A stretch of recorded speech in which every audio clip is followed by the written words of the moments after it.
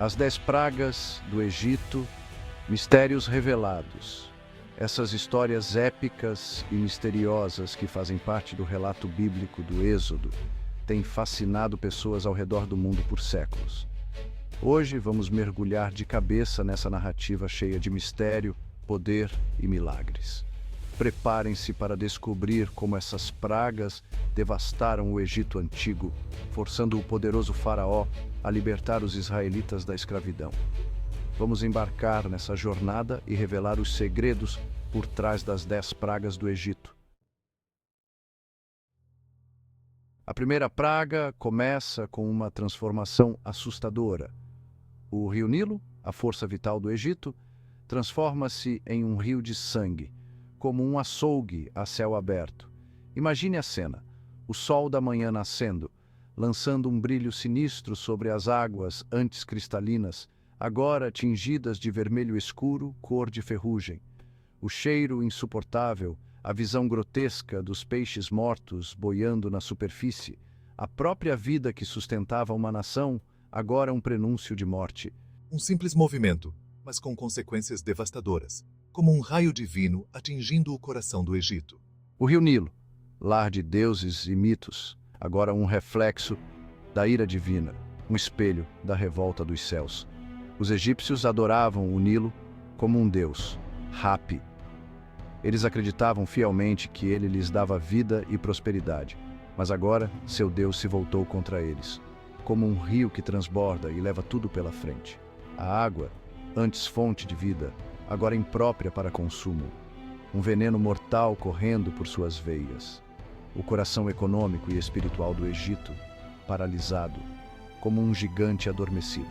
O povo egípcio, acostumado à fartura do Nilo, agora enfrenta a escassez, a sede, a fome, como um náufrago perdido no mar. Eles são forçados a cavar freneticamente poços, buscando desesperadamente por uma gota de água potável, como quem procura uma agulha num palheiro. Os magos do faraó, usando seus próprios truques e encantamentos, conseguiram imitar a praga, transformando água em sangue, como um ilusionista num palco. Mas essa vitória foi vazia, pois eles não conseguiram reverter o feitiço, como um nó que não se consegue desatar. O faraó, porém, endureceu o seu coração, cego pela arrogância e pelo poder, como um rei que se recusa a ver a miséria de seu povo. Ele se recusou a ceder à vontade divina, preparando o cenário para as provações que estavam por vir, como um touro pronto para a arena. A segunda praga que se abateu sobre o Egito foi diferente de tudo que o mundo já tinha visto, como se a natureza tivesse declarado guerra. Imagine a cena: o sol se pondo no horizonte, pintando o céu com tons de laranja e roxo, um espetáculo de cores. Mas a beleza da natureza é rapidamente ofuscada por uma onda verde e viscosa, como um tsunami de limo. Rãs, milhões delas, emergem do rio agora tingido de sangue, como se a própria terra estivesse dando à luz a essa praga, uma praga bíblica. Elas se espalham como um exército implacável, cobrindo cada centímetro de terra, como um tapete verde e pegajoso. Nenhum lugar está a salvo, nem mesmo os palácios mais seguros. As casas dos ricos e pobres, os templos e palácios, todos invadidos por essa horda saltitante, como se o inferno tivesse aberto suas portas.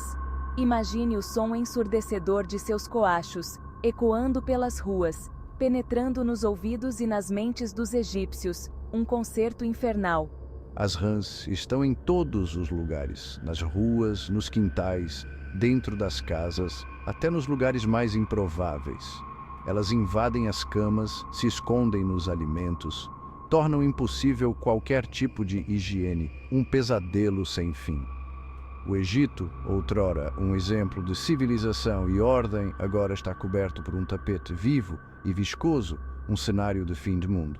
Os magos do faraó, usando suas artes secretas, tentam em vão repelir a invasão, como quem tenta deter o vento com as mãos. Eles conseguem trazer mais rãs, como se já não bastasse, mas são incapazes de detê-las, como um aprendiz de feiticeiro.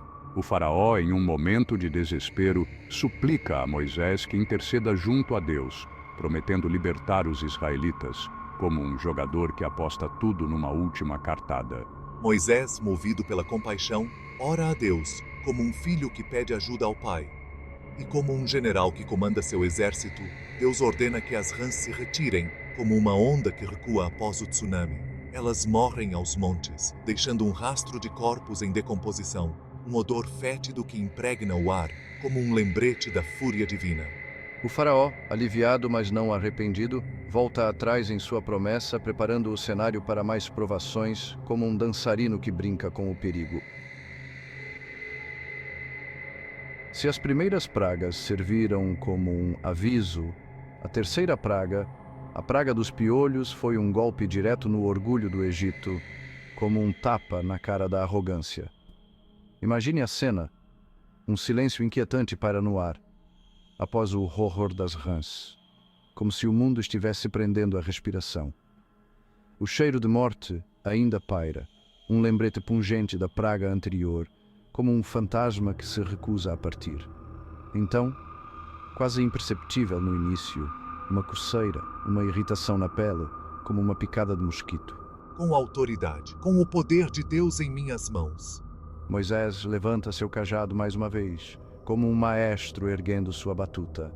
Ele bate no chão, o pó da terra, símbolo de humildade, transformado em um instrumento de julgamento divino, como se a própria terra se levantasse contra a injustiça. Em um instante, o pó se transforma em miríades de minúsculos insetos, piolhos que infestam a terra, como uma nuvem negra cobrindo o sol. Desesperada.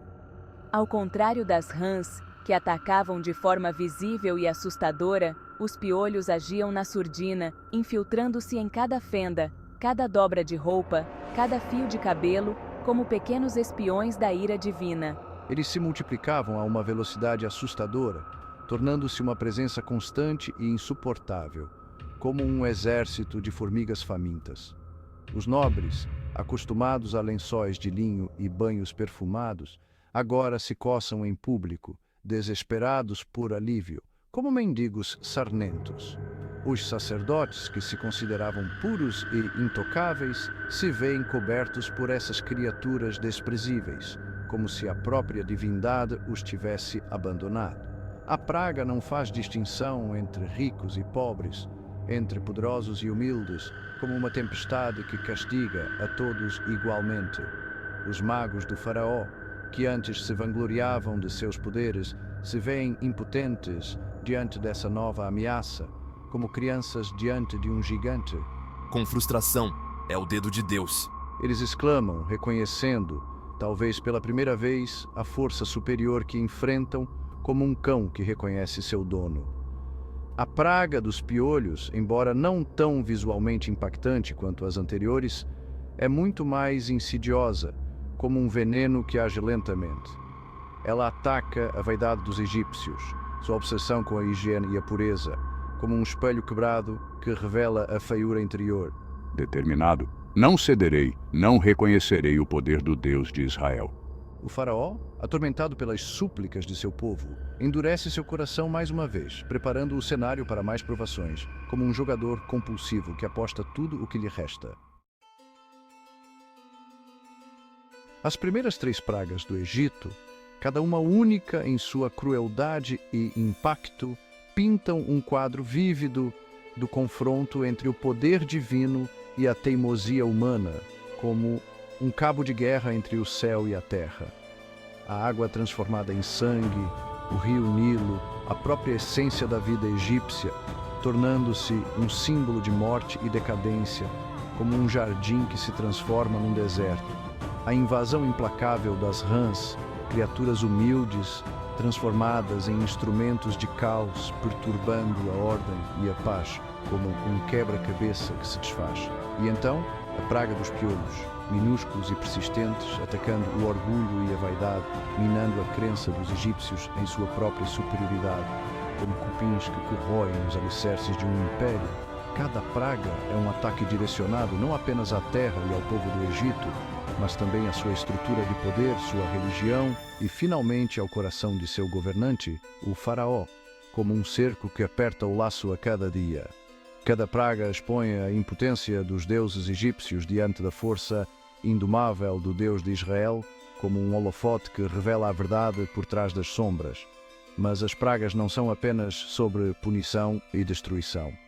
Elas são um chamado ao arrependimento. Uma oportunidade para o faraó reconhecer o Deus verdadeiro e libertar os israelitas da escravidão como um pai que estende a mão a um filho que errou. Juntem-se a mim no próximo capítulo, enquanto exploramos as próximas pragas, mergulhando mais fundo no mistério e no significado por trás desses eventos monumentais, como exploradores em busca de tesouros escondidos.